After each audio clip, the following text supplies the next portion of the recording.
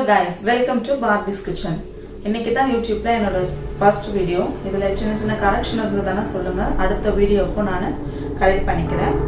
சேனலுக்குள்ள போறதுக்கு முன்னாடி சேனலை லைக் பண்ணுங்க, ஷேர் பண்ணுங்க, கமெண்ட் பண்ணுங்க, Subscribe பண்ணுங்க.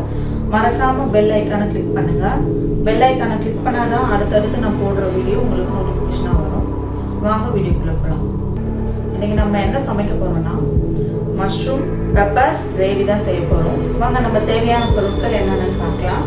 முதல்ல தாளிக்கிறதுக்கு 2 பட்டை, 2 லவங்கம், ஏலக்காய் எடுத்துருக்கேன்.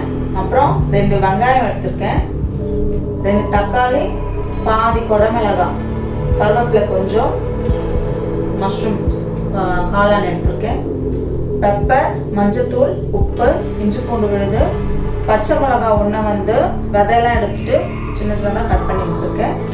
எண்ணெய் தாளிக்கிறதுக்கு வேணும்னா தண்ணி ஊற்றிக்கோங்க, இல்லைன்னா ட்ரையாக வேணும்னா நீங்கள் எப்படியாவது செஞ்சுக்கோங்க. கிரேவியாக வேணும்னா தண்ணி ஊற்றிக்கோங்க. வாங்க இப்போ எப்படி சமைக்கலான்னு பார்க்குறேன். அடுப்பு பற்ற வச்சுட்டு ஒரு கடாயை வச்சுக்கோங்க. கடாய் சூடான உடனே எண்ணெய் ஊற்றிக்கோங்க. இது 3 ஸ்பூன் எண்ணெய்.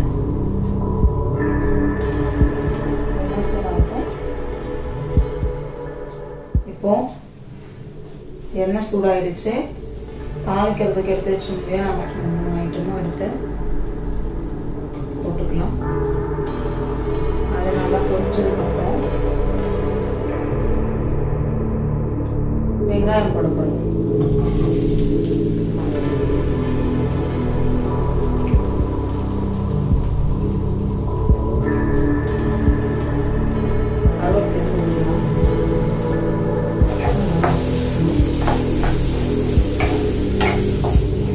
பெரிய வெங்காயம்னா 1 போடுங்க, சின்ன வெங்காயம்னா 2 போடுங்க. இது வதங்கட்டும். மூடி வச்சுட்டோம்னா சீக்கிரம் வதங்கிடும். இது வந்து தோசைக்கு, சப்பாத்திக்கு உங்களுக்கு விருப்பப்பட்ட இல்லை சும்மா கூட சாப்பிடலாம், நல்லா தான் இருக்கும். ஆனால் எனக்கு தோசைக்கு வச்சு சாப்பிட்டா ரொம்ப பிடிக்கும். நீங்களும் ட்ரை பண்ணி பாருங்கள். ட்ரை பண்ணி பார்த்துட்டு ஃபஸ்ட்டு வீடியோன்றதுனால எனக்கு பதட்டமாகவே இருக்குது. போக போக பழகிடும்னு நினைக்கிறேன்.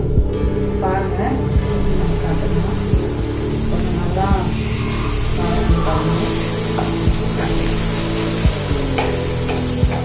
இதுக்கு எண்ணெய் கொஞ்சம் நிறைய ஊற்றினாங்க, நல்லா அழகாக சாப்பிட்றது. அப்போ தான் பார்க்குறதுக்கும் சாப்பிட்றதுக்கும் நல்லா இருக்கும். வயசானவங்க சாப்பிட்றது இருந்தால் எண்ணெய் கம்மி பண்ணிக்கோங்க. நான் வேறு எந்த மசாலாவும் போடலை, வீட்டில் இருக்கிற மட்டை வச்சு தான் செய்கிறேன்.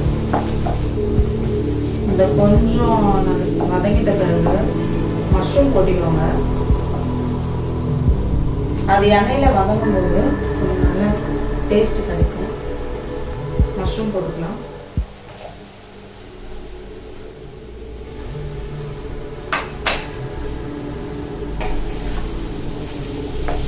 மஷ்ரூம் கொட்டியாச்சு, மூடி வச்சுக்கோங்க.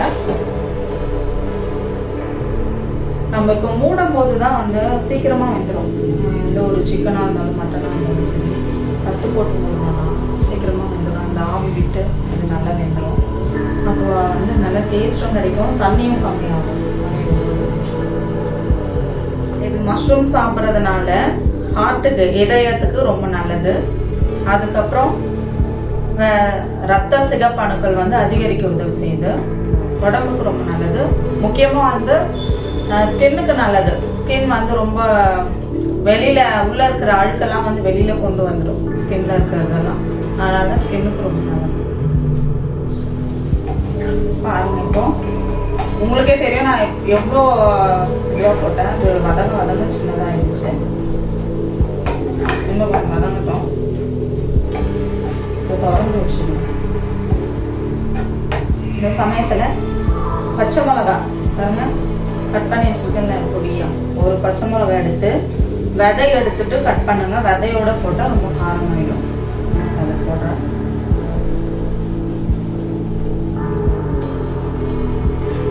இதை இன்னும் உப்பு இல்லாம கூட சேர்க்கலாங்க. இது கொஞ்சம் வதங்கிட்ட பிறகு சேர்த்துக்கலாம். அடுத்தது என்ன சமைக்கலாம் நீங்கள் கமெண்ட் பாக்ஸில் சொல்லுங்கள். அதுக்கேற்ற மாதிரி நம்ம சமைக்கலாம். இப்போ இஞ்சி பூண்டு விழுது போட போகிறோம். அப்படியே ஓட மாட்டேங்குது, அதனால் கை வைத்து போட்டுக்கலாம். இஞ்சி பூண்டு விழுது போட்டுட்டு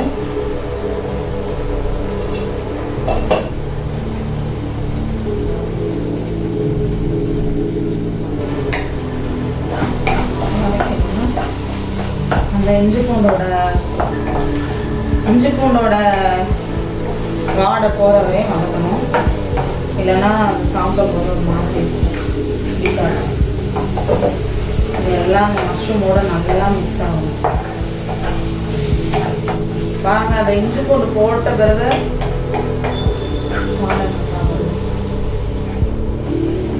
அந்த எண்ணெய் பாருங்க நல்லா தனித்தனியாக புரிஞ்சு வருது. அதுதான்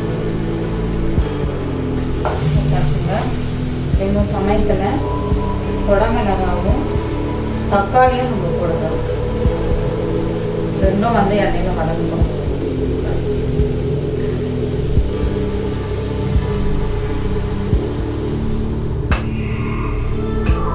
இது கூடவே வந்து உப்பு நம்ம எடுத்து வச்சுக்கக்கூடிய உப்பு, அது தேவையான அளவு உங்களுக்கு எவ்வளோ தேவைப்படுதோ அந்த உப்பு அவங்க போட்டுக்கோங்க. அளவு இது இங்கு உப்புங்க மூடி வச்சுக்கலாம். இன்னும் பெப்பர் மட்டும் தாங்க போடணும். அது போட்டால் இது ஒரு 5 நிமிஷம் நல்லா குக் ஆகட்டும். அதுக்கப்புறம் மறுபடியும் எடுத்து கலரி விட்டுட்டு மிளகு போட்டு இது பண்ணிக்கலாம். நல்லா வதங்கிடுச்சு பாருங்க. உங்களுக்கு தெரியும், மிளகு போட்டாச்சு பாருங்க. சூப்பராக ரெடி ஆயிடுச்சுங்க.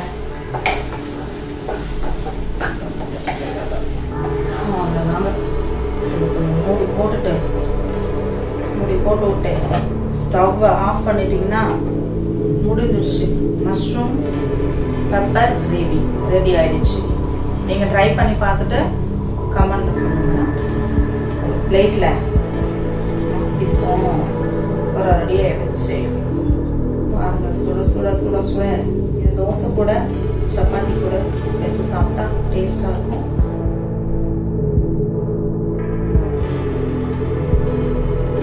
இந்த வீடியோ உங்களுக்கு பிடிச்சிருந்தா லைக் பண்ணுங்க, ஷேர் பண்ணுங்க, கமெண்ட் பண்ணுங்க, மறக்காம சப்ஸ்கிரைப் பண்ணுங்க, பெல் ஐக்கான் கிளிக் பண்ணிடுங்க.